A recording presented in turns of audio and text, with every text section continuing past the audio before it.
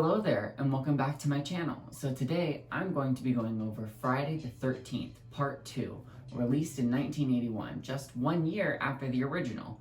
It's the first movie that introduces Jason as a killer, and it pretty much starts off what is the rest of the franchise. I really enjoyed this one, probably better than the first. I love the atmosphere and the vibe of the woods, and I love the final girl, and I think Jason is a tremendous killer, and he's completely menacing, and I love his look with the little sack over his head. And there's some pretty good kills in this film. So I'm doing this review series with some of the other people that I mentioned in my last one, and so with all of that being said, let's get right into Friday the 13th, Part 2. I like that this movie does a little recap of the first one. It makes it feel really like a part 2, and it blends right in. I love that they bring back Alice. I thought that she was going to be involved in this. I didn't grow up with this franchise. I didn't really know anything about it. And it was kind of shocking that she was killed off right in the first couple of minutes. And the creepy head in the refrigerator was, gross and stuff. And it's funny how it comes to play again at the end of the film. But it was definitely had some shock value there, and we get back to the camp, and we're introduced to a new set of teenagers. Now, I like these sets of teenagers more than the ones from the first movie. I like the camp, I like the vibe. This is the second time around that they're doing this type of movie, so I feel like they understood, they're kind of getting into, they're fitting into their shoes with this one, and so, it just feels really well done. I love, like I said, the running in the woods vibes. I wore this sweater because of the kid that's in the wheelchair. I actually really liked him, and I thought that the girl that was hitting on him was cute, and I thought that they were cute and stuff.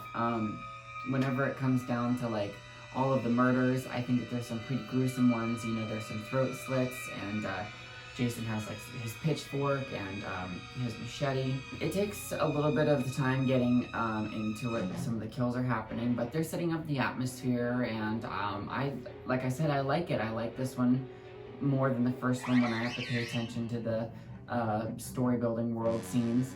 And I really love the scene wherever the cop is chasing Jason in the woods, and then later at nighttime whenever all of the kids are getting killed off kind of one by one, and there's the couple that are having sex and gets killed in the bed, which is something I don't understand too much about this franchise. Is there's so much sex, and I get that it's trying to show that it's premarital sex and unprotected sex can lead to diseases and death and pregnancy and all of these things, and you're gonna go to hell and blah blah. It's supposed to be keeping teenagers in fearfulness of whatever. But it's then why is it so graphic in the way that it's teasing you, and they are making it look hot and dirty, and it's just gross. And there's the actress was underage at the time when they were filming this, and it's that shit that just reminds me that men are making these kinds of movies, and that there's even today there's 96% of the directors in the Directors Guild are men, and they're just obviously not great at handling things, and they're not good at being in charge of things, and they abuse their power, and it's been going on for way too long now.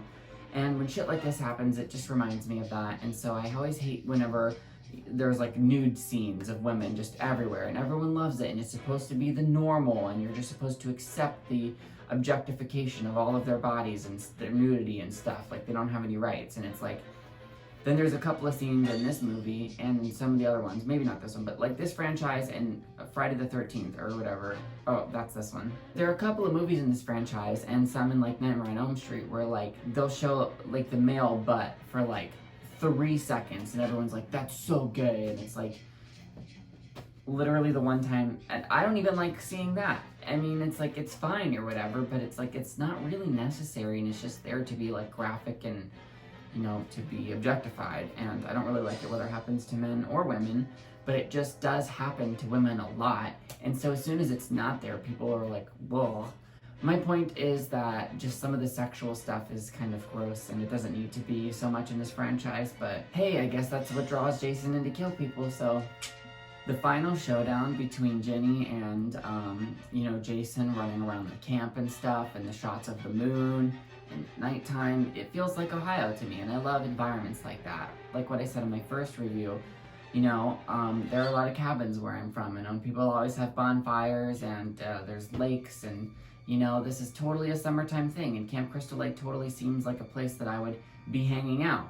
So it's just interesting and scary whenever the concept of like a lake killer is there slashing teenagers who are partying with a machete. And then we get the whole like face down revelation at the end where there's like the altar with his mom. I really loved that. Her child psychology comes into play. And they take that machete and they get him right in the shoulder. And it was grotesque, and it's like, you're wondering like, how does he kind of like going through these things? How are like he's surviving these things and stuff, but you're not paying too much attention to it because it's kind of just like a fun film, and like they provide you with like such a fun slasher thing. They're like, what you're going into. It's like, okay, so you're not gonna ask a bunch of questions, like we know what we're going in to see.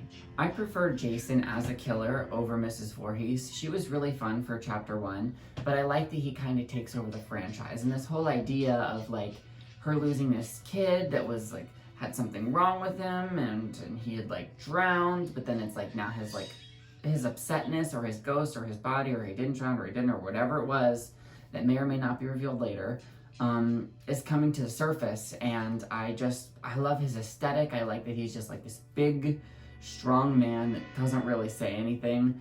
And his machete is classic. And even though the hockey mask is iconic and it's in most of the franchise and stuff, and I really do prefer it, there's a part of me that really loves how he has this sack over his head, and just the one eye is showing, his good eye, and you don't really see what his face looks like until the end, and he's got such a creepy vibe, and it's just something that's different, and you know who he is, and I like the evolution of it. It kind of reminds me of Halloween 4, whenever Michael Myers has the bandages over his face. I actually really liked that and thought that was pretty scary, and the Halloween 4 mask is not the greatest. So if they had kept that throughout the whole film, that could have been really, really cool. So I'm not opposed to killers looking different, except Ghostface. I don't know what, I didn't even mean to say that right now. I got like so, if they did variations of Ghostface, I would really have to warm up to it. But anyway, he's quickly become one of my favorite killers after viewing this franchise, and I definitely love how menacing he is in this chapter. If I have to list my favorite killers, it would be Ghostface, Michael Myers, and Jason. I don't really know. Jason and Michael are kind of tied for second place for me, because I'm just now getting into Jason, and I've known Michael for several years now. So we'll see how life is and what turns out. But as of now, how far everything stands, Ghostface, Michael, and then Jason. So yeah, it's pretty fun to be able to talk about these movies because they're awesome, and I really wish I would have gotten into them sooner. But I have them now and have this fresh perspective, and I could spend the whole rest of my life watching them. So it's a pretty good deal in my book. So yes, that was my review of Friday the 13th Part 2. I really like this one, and I'm excited to see what everyone else has to think about it. I'm excited to see where everyone places it in their ranking. I'm definitely gotta shift my ranking around now that I'm, doing this review series and stuff. This is my Blu-ray of Part 2, and something that's cool about these box sets is that they come with like a reversible DVD cover change thing. And so this is the one that I have it set on.